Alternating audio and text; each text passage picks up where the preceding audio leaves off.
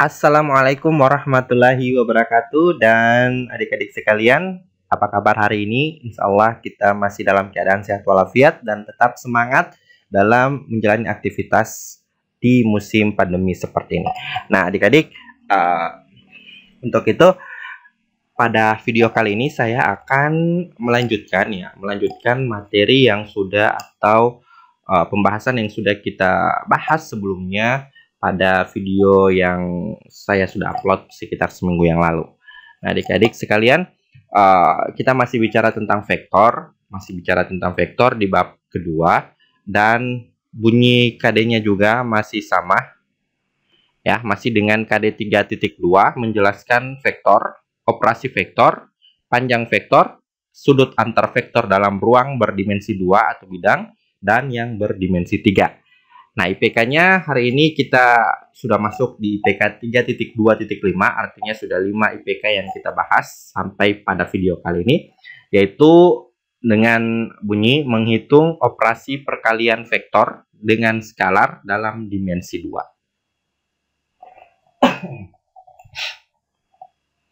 Nah, kita masuk di mana tadi ya? IPK-nya tentang perkalian vektor. Kan kemarin sudah bahas tentang operasi vektor penjumlahan, pengurangan. Nah, hari ini pada video kali ini kita membahas tentang perkalian vektor yang masih dalam vektor yang berdimensi 2. Karena kita bahas tentang operasi vektor pada dimensi 3 juga ya.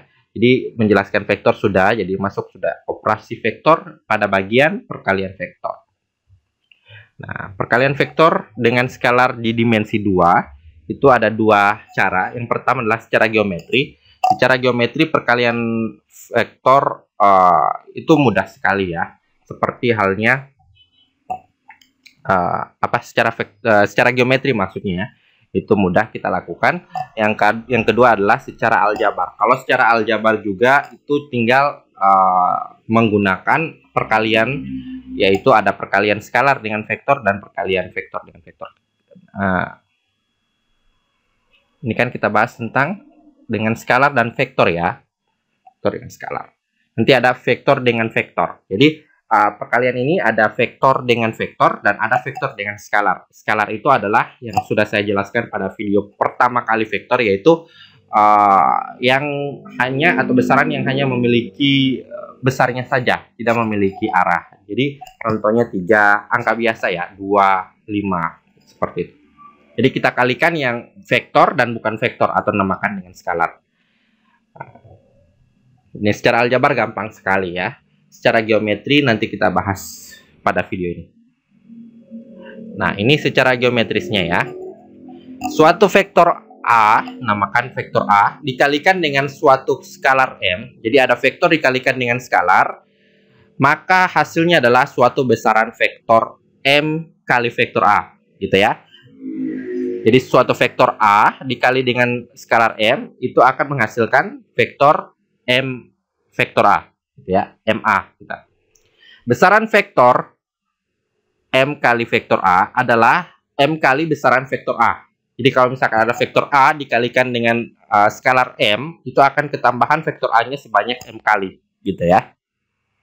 Nah, di sini ada M-nya tergantung ya. Jika M-nya adalah besar 0, maka vektor A dan MA itu arahnya sama ya. Jadi kalau misalkan M-nya atau skalarnya bernilai positif, contohnya 1, 2, 3, 4, 5, 6, 7, 8, 9, 10 dan seterusnya, dikali dengan vektor A, maka arah vektor A dan arah hasil kali vektor dan skalar M itu adalah arahnya sama ya, arahnya sama. Ingat saja, kalau M-nya positif ya, M-nya positif, skalarnya positif dikali dengan vektor, itu arahnya akan sama ya, dengan arah vektor yang asli dengan vektor yang sudah dikali dengan skalar.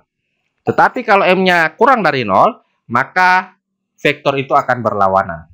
Ya, kalau yang satunya ke kiri, maka yang satunya akan ke kanan. Ya, kita lihat contohnya. Nih. Kita punya vektor A, ini ya, vektor A. Kita kali dengan 2. Berarti vektor A ini akan bernilai, panjangnya itu akan bernilai sebanyak sebesar maksudnya ya.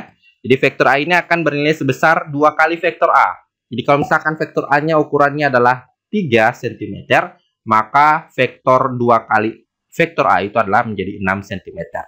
Dan ingat, kalau misalkan skalar yang dikalikan ini kan skalar namanya ya. Jadi ini namanya vektor A, dan dikalikan dengan skalar 2. Skalar kan angka biasa ya. Dikali dengan 2, maka arahnya akan sama. Kenapa? Karena sesuai dengan aturan tadi. Jika M-nya lebih dari 0, ya, jika M-nya lebih dari 0 atau skalarnya positif, maka nilai vektor dan hasil kali vektor dan skalar itu akan bernilai sama. Akan berarah sama. Gitu ya. Ini kan vektor A dikali dengan skalar yang positif yaitu 2, maka arahnya sama dengan vektor A. Nah, gimana kalau misalkan ini kita ganti negatif 2? Berarti skalarnya adalah negatif, gitu ya. Di skalarnya kita ganti bukan 2 lagi, tetapi negatif 2. Maka apa yang terjadi? Ukurannya akan sama dengan ini. Ukurannya akan sama, tetapi arahnya yang berbeda. Ingat ya, ukurannya akan sama karena dikali dengan 2. Ya. Jadi skalar A ini misalkan 3 cm dikali dengan 2. Jadi akan menjadi 6 cm, tetapi arahnya ini akan menandakan negatif.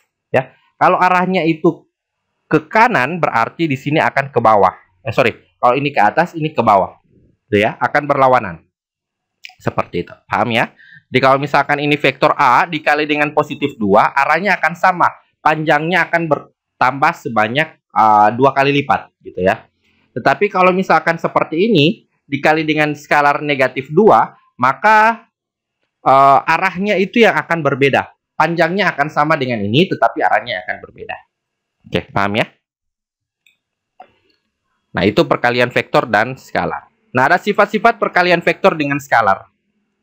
Apabila ada M dan N suatu skalar, jadi kalau misalkan ada 2 skalar, kemudian ada 2 vektor yang diketahui, atau salah satunya. Maaf. Apabila ada salah satu skalar dikali dengan atau dalam operasinya itu ada operasi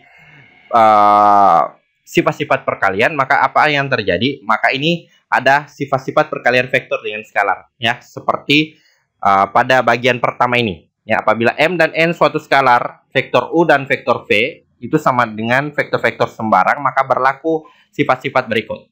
Ya, misalkan ada skalar M, kemudian ada 2 vektor, vektor U ditambah dengan vektor V. Ini penjabarannya bisa dilakukan dengan cara M kali vektor U dulu, kemudian ditambah dengan M kali vektor V.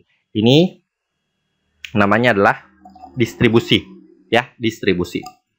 Mendistribusikan skalar M ke vektor U dan vektor V. Di M kali vektor U dan M kali vektor V. Jadi nilainya akan sama. Jadi M kali vektor U tambah vektor V itu sama nilainya dengan M kali vektor U ditambah M kali vektor V. Ya, nanti dicoba lagi. Yang kedua, ini juga distribusi, tetapi skalarnya yang ada 2. Ya, skalarnya ada 2. Jika ada M tambah N dikali dengan vektor U, itu akan sama dengan nilainya M kali vektor U ditambah N kali vektor U. Ini ya. Ini hanya sifat-sifat saja yang akan berlaku ketika ada perkalian skalar dan vektor pada soal-soal nanti, ya. Menggunakan sifat seperti ini bisa. Oke. Yang ketiga, ini adalah distribusi yang menggunakan perkalian, ya. M kali N kali vektor U bisa kita lakukan dengan cara atau sama nilainya dengan proses seperti ini, M kali N dikali dengan vektor U. Jadi sama ya, dikali dulu N kali dengan vektor U, kemudian dikali dengan M, atau M dengan N dikali, kemudian hasilnya dikali dengan vektor U. Nilainya sama. Nah, itu sifat-sifat perkalian vektor dengan skalar. Nanti kalau ada soal yang berkaitan dengan perkalian vektor dan skalar, menggunakan konsep ini bisa dilakukan. Apabila ada soal seperti ini, bisa kita ubah jadi seperti ini. Ya. Jadi apabila ada soal yang di ruas kanan, bisa kita ubah menjadi soalnya sederhanakan menjadi ruas kiri. Seperti itu. Nah, oke adik-adik sekalian, sampai di situ dulu penjelasan saya mengenai perkalian vektor antara skalar dan vektor.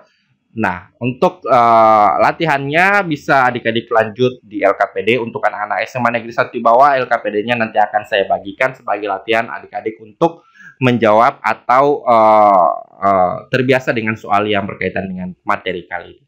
Adik-adik sekalian tetap jaga kesehatan, tetap berada di rumah, dan terus semangat untuk mempelajari materi dari rumah, karena Bapak Ibu guru tetap semangat memberikan materi buat adik-adik sekalian. Wabillahi taufiq wal hidayah. Assalamualaikum warahmatullahi wabarakatuh. Sampai jumpa di video selanjutnya.